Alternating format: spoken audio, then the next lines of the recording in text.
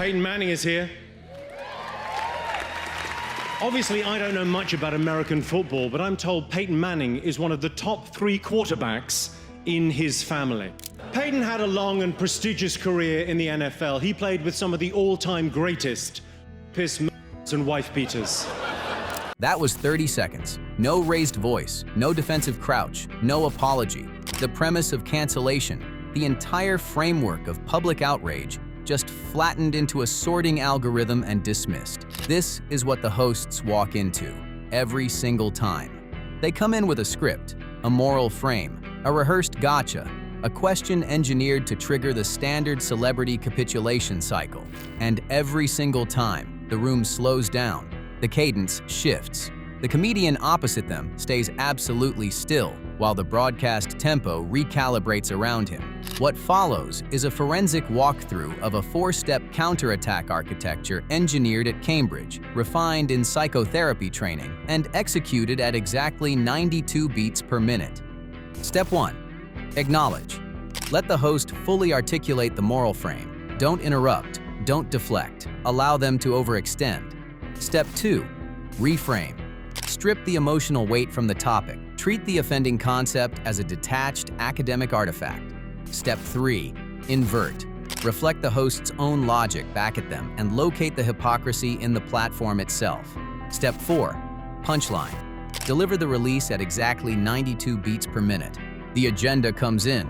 The metronome sets the pace. The cancellation assumption. April 2024. A late-night veteran takes the chair across the table from the deadpan. 40-year career, Harvard. The single most respected long-form interviewer in the podcast format. He opens with the comedian's universal commiseration, the "we've all been canceled" frame. It's the genre's lazy default. Assume mutual victimhood, build rapport, move on. The metronome doesn't accept the premise. It doesn't accept the host's chosen tempo at all. The first beat of the rhetorical algorithm engages. Acknowledge the question, reject its foundation, weaponize the rejection back into a defense of the host's own legacy. Watch what happens to the room. The studio collapses. The bonding overshared victimhood frame has just been hijacked inside 30 seconds by the comedian, on behalf of the host. The Apology Paradox. May 2024. The American Late-Night Chair. The highest-rated post-Meridian moralist on cable, 10 years into a tenure built on holding power accountable through comedy. He brings the question every guest expects, the question every guest braces for. How does the comedian handle the apology cycle? The woke nonsense? The expectation that the offending party eventually walks back onto television and apologizes for what they've said? The host expects defensive triangulation, maybe a self-deprecating joke. What he gets instead is a real-time philosophical demonstration that the entire architecture of the coerced apology is internally incoherent. Watch the 4-step trap close. Colbert breaks character on his own show. The audience erupts in sustained applause. The host turns to camera, visibly disarmed. "You made me nervous. That's how you do it." The AI covers band. A long-form interviewer pivots to a new angle entirely. Not cancellation, not apology. The technological frame. The tech bro concern dressed up as moral worry. Isn't AI going to replace the comedian? Aren't audiences fragmenting? Isn't the art form dying? The metronome doesn't speed up to engage with the urgency in the question. It slows the conversation down, reframes the entire premise. Comedy isn't a content format that can be replicated by an algorithm. Comedy is the algorithm. The comedian is the operating system. And the audience isn't a passive consumer to be modeled. The audience is a real-time feedback loop that no piece of software can simulate. The host nods, captivated. The comedian has just elevated the entire art form above the host's framing. The tech doom frame collapses into a defense of the human element of live performance. The under-the-wire messaging. Same conversation, deeper question. The interviewer moves into the morally radioactive territory, the actual content of the comedian's set lists. How does he justify making jokes about consent, about gender dynamics, about sensitive material that could genuinely hurt someone in the audience? It's a probe for moral collapse. The host is testing for the moment the comedian admits the work itself is harmful.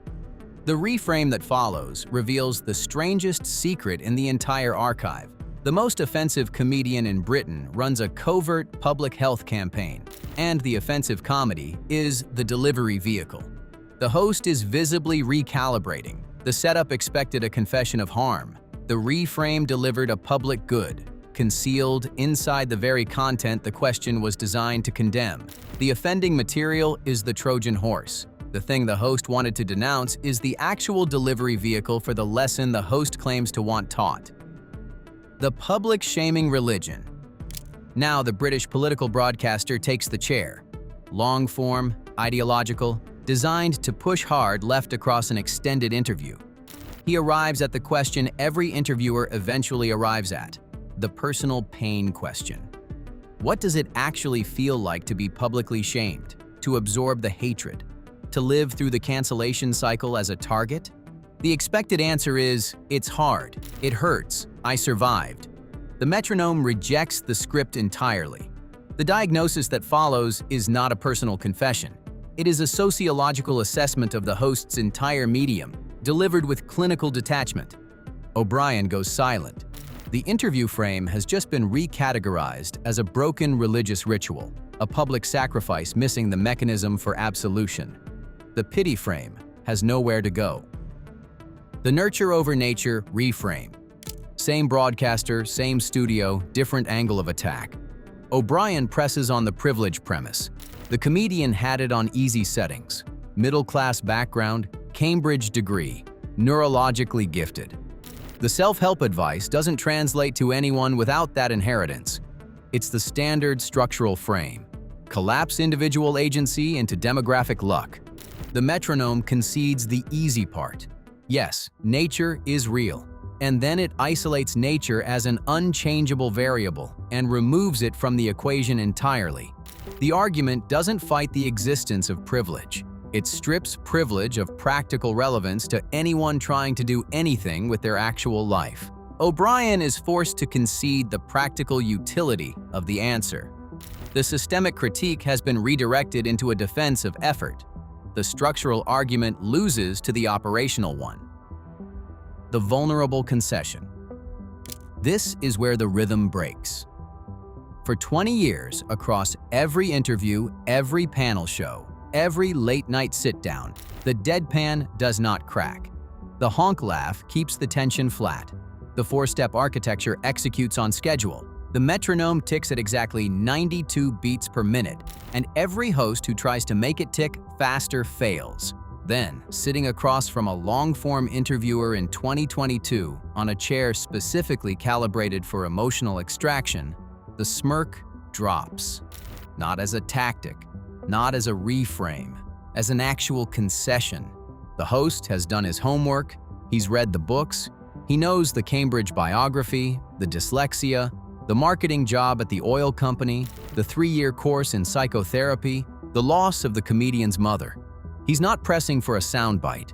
He's pressing for the origin story of the persona itself. And the comedian engineered to refuse vulnerability does the one thing the broadcast format has never seen him do. He explains where the calibration came from. He explains the operating system underneath the deadpan. The studio is silent. The interviewer doesn't follow up. The audience is being shown the schematic underneath every prior interview. The deadpan is not an absence of feeling. The flatline is not sociopathy. It is discipline. It is character built by losing repeatedly and refusing to be erased by the loss. The tax hypocrisy decimation. Back to the savage core. October 2021. Same political broadcaster, same chair. He plays the strongest card in the entire deck, the 2012 K2 tax avoidance scandal. The moment the sitting Prime Minister of the United Kingdom personally and publicly labeled the comedian's tax affairs morally reprehensible on the floor of an international press conference. 9 years later, that moment still has a half-life. It is the single line every interviewer reaches for when they want to strip the comedian of working-class credibility.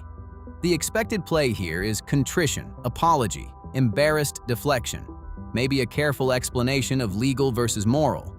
What follows instead is the cleanest invert in the entire archive. 6 words. 6 words that reverse the moral polarity of the entire conversation. The comedian doesn't defend the loophole. The comedian doesn't apologize for the loophole. The comedian weighs a victimless legal tax structure used by an entertainer against the documented body count of the austerity policy program authored by the man condemning him. The studio energy shifts visibly.